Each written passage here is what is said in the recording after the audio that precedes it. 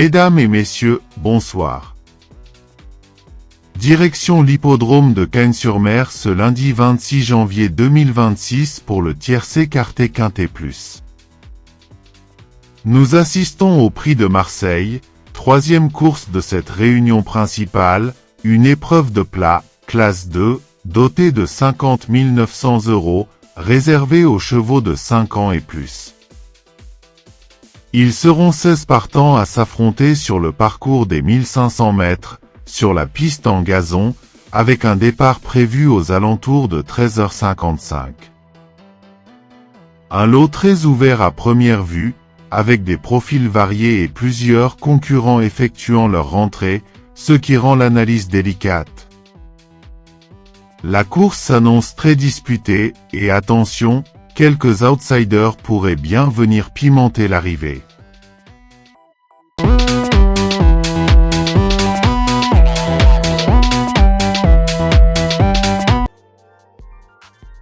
Bayamoun.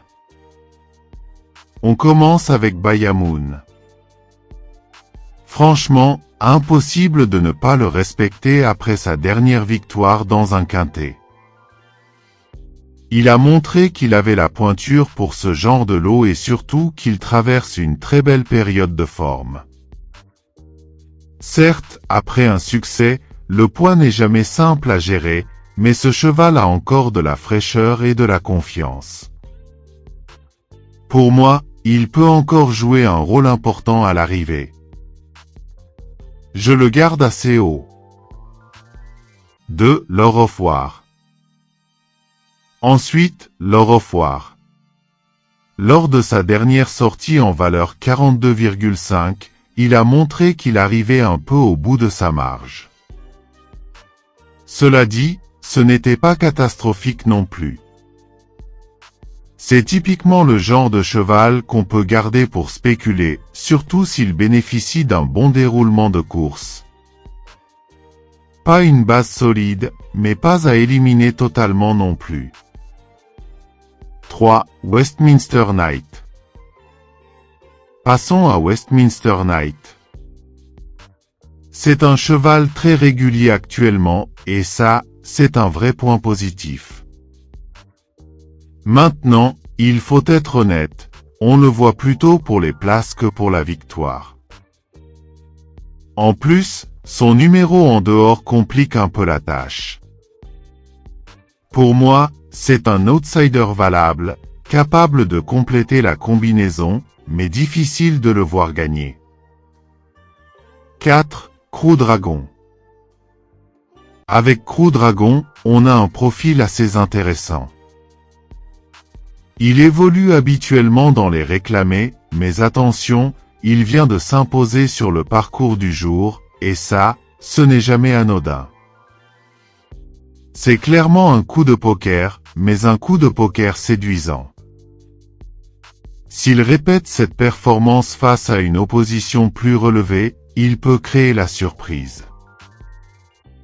À garder pour pimenter les rapports. 5. Gilded Dragon. Gilded Dragon, lui, souffle le chaud et le froid.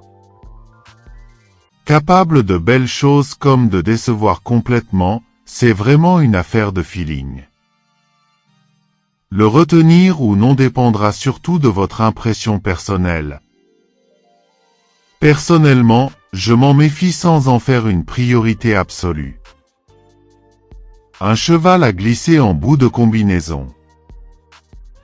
6. Amedra. Parlons maintenant de Amedra. Il apprécie clairement le parcours du jour et sera associé à Christian Demuro, ce qui est toujours un gros plus. En plus, il bénéficie d'un bon numéro dans les stalles, ce qui peut lui permettre d'avoir un parcours idéal. Ce n'est peut-être pas un coup sûr, mais honnêtement, pourquoi pas une belle performance à l'arrivée. 7. Ryasu. Ryasu effectue ici une rentrée après plusieurs mois d'absence. Forcément, ça pose question sur sa condition physique. En plus, elle partira avec un numéro à l'extérieur, ce qui n'arrange rien. Avant le coup, sa chance reste secondaire. Elle peut surprendre, mais il faudra beaucoup de paramètres favorables. 8. Alpha-Alf. Avec Alpha-Alf, on est face à un cheval qu'on préfère généralement sur plus court.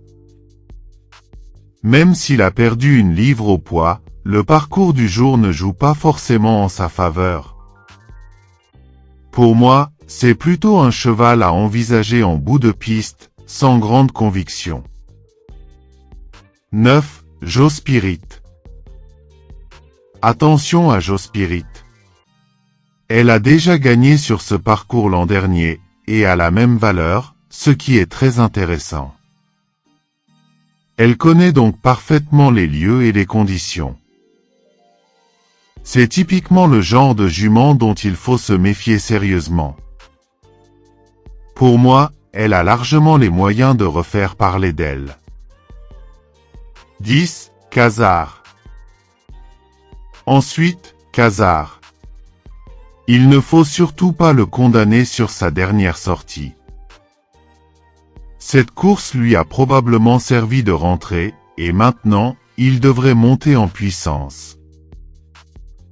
Avec ce parcours dans les jambes, je pense qu'il peut montrer un tout autre visage.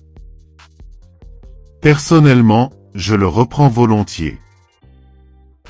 11. Brezmoun. Brezmoun a déjà remporté 4 handicaps cette année, ce qui est énorme. Mais forcément, à force de gagner, la marge s'est réduite. Aujourd'hui, elle semble un peu plus limitée au poids. Ce n'est pas une priorité pour moi, même si sa régularité force le respect. 12. Rêve de Valarsa.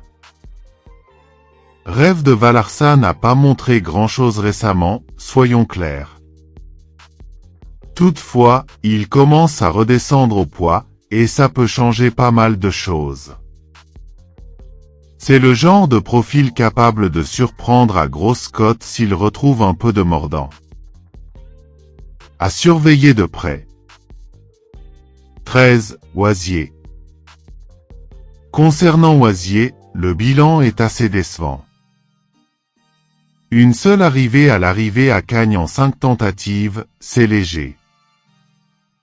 Personnellement, j'en préfère clairement d'autres dans ce lot. Difficile d'y croire pour une place à l'arrivée. 14. Jugando. Jugando ne rassure pas du tout sur ses dernières sorties. Même avec un bon numéro à la corde, sa candidature ne saute vraiment pas aux yeux. Il faudrait un net réveil pour le voir à l'arrivée, et pour moi, c'est très compliqué. 15. Mangaken. Avec Mangaken, on a un vrai outsider. C'est sa première apparition sur cet hippodrome, mais ses dernières performances sont plutôt correctes. Ce n'est pas un cheval évident, mais pour les amateurs de coups de folie, il peut éventuellement accrocher une petite place à Bellecote. 16. Chirimiri. Et enfin, Chirimiri. C'est un cheval bien connu dans les quintets, avec de l'expérience à ce niveau. Le souci, c'est que sa dernière vraie performance dans un gros handicap commence à dater. Il faudra qu'il rassure avant de lui faire pleinement confiance. Pour moi, c'est une chance secondaire.